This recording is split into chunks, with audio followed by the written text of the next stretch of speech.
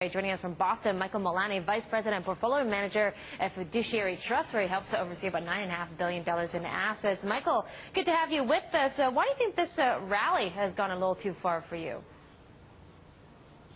Well, we know that December and January are generally two of the best months of the year for stock prices, so it doesn't surprise us that we've had some strength to start off with in January. What we're a little bit chagrined about is that the earnings so far, ex a company like Apple, have been not great. About 5% earnings per share growth for the first 130 companies that are reported for the S&P 500, and flat sales. Usually the stronger companies report first, it seems, and then the weaker companies come later on during the reporting period. So we're expecting that there's going to be some tail off on some of this earnings per share news coming forth. In fact, you say that you wouldn't be surprised that a near-term pullback brings the market back down to par for the year. But what about the statements coming through from the Fed? It seems like he's not taking QE3 off the table. It says it's still an option, and interest rates are going to be pretty cheap for at least another 2 years. Yeah, it was the surprise was the 2014 verbiage in his speech today, because we knew it was kind of baked in the cake per se that low rates were going to be with us through 2013. But we had a 187-point swing from lows to close on the Dow Jones Industrials today, right after Bernanke came through with the statement that he was going to hold rates at these levels through 2014. So it was a kind of a shot in the arm, and the QE3 rather, that's still kind of pending. That's going to be another potential shot in the arm for risk assets in general. Yeah, do you think he's going to pull the trigger? Some are just saying he's just verbally, I guess, indicating, trying to buoy the markets. But is he going to keep his powder dry? Is he actually going to implement QE3 at some point? He doesn't have to right now. We have seen some interim strength in the economy, mostly coming from the manufacturing sector, that and some consumer spending that's been at the expense of a drop in the savings rate.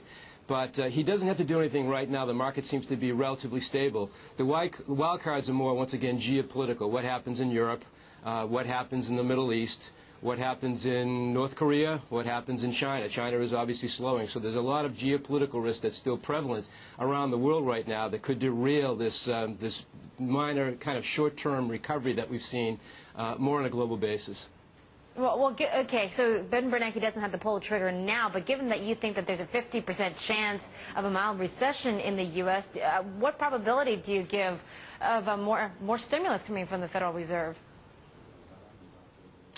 Pretty high for us, because we are subscribers to ECRI, the Economic Cycle Research Institute. They are firmly in the recession camp still with their forward-looking prognosis for the U.S. economy. And we may tenor that somewhat as far as our beliefs, but we do think that we're definitely due for another slowdown. If that is the case, and if it does look like recession is at the doorsteps, you can be guaranteed that Ben Bernanke once again will put in some kind of a stimulus program back into the economy again. Okay, so there's a lot of factors you got to take into, I guess, into consideration when making your investments in the market. So what are you doing with your money? Are you shorting anything? Are you going long, just holding steady? Well, we're long-only managers. We do use some hedge funds for our alternative investments, and they are allowed to go short the marketplace. And many of those that we have are net short the market still. But generally, we're long the market in our own investments. And we're remaining relatively defensive. We're in defensive sectors, still in healthcare, staples, and utilities, overweight those three sectors, still buying large capitalization, high-quality dividend-paying stocks. We think that it's too early to change the trade that worked so well in the last half of 2011 to go into smaller capitalization, high beta, low-quality stocks. We're just not ready. We're not prepared to do that yet, given that we're not quite so confident about the macroeconomic environment on a global basis. All right, Michael, thank you so much for sharing your time. Good to see you.